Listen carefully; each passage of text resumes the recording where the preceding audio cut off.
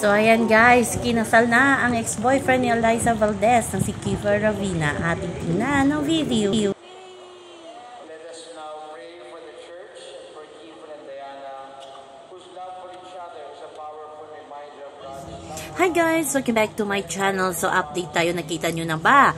Nakita nyo na ba? Kinasal na ang long-time boyfriend, your ex-boyfriend ni Phenom Eliza Valdez na si Kiefer Ravina.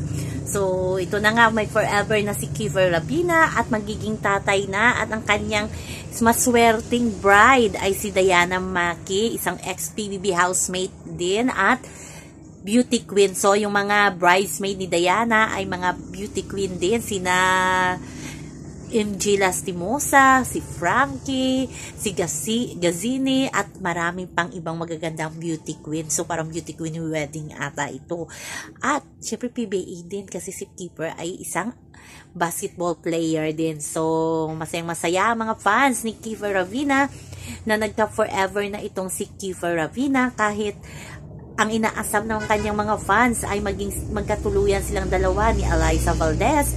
Matagal na silang magkasintihan ni Eliza pero nagulat tayo paglabas ng isang Eliza Valdez sa PBB house ay biglang nagkahiwalay ang dalawa. Sad to say, naging maintriga yung kanilang hiwalayan pero si Eliza na mismo ang nagsabi na okay sila ni Kiefer Ravina, naghiwalay, mutual understanding daw ang kanilang paghihiwalay. So always a bridesmaid ba ang isang Eliza Valdez?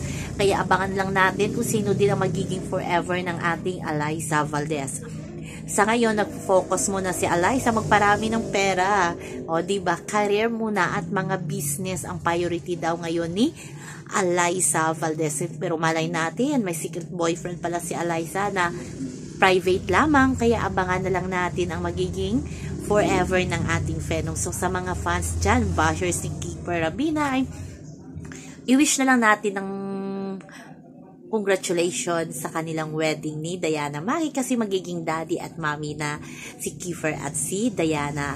As for Eliza, masayang-masaya naman si Eliza sa buhay niya ngayon bilang namamayagpag pati ng kanyang volleyball career. Pero syempre hindi din natin maiwasan na iuhatin ang kanilang masayang relasyon, di ba? Pinaglaban din ni Eliza itong si Kiefer na magkaroon si Kiefer ng pinakamatinding intriga noon. Naging viral. Alam niyo na kung bakit naging viral dati si Kiefer Ravina. Pero masayang-masaya din si Eliza. Sana ikinasal na ang kanyang ex-boyfriend. Sa kabila ng lahat, okay na okay si Eliza sa nanay ni Kiefer Ravina. Magkasama pa din sila nagtatrabaho ni mommy ni Kiefer. So, yan lamang po guys ang ating update sa ngayon hanggang sa muli. Bye-bye! Always remember, wag po tayong magpaka-stress. Please like, share, and subscribe my channel para ma-update kayo sa mga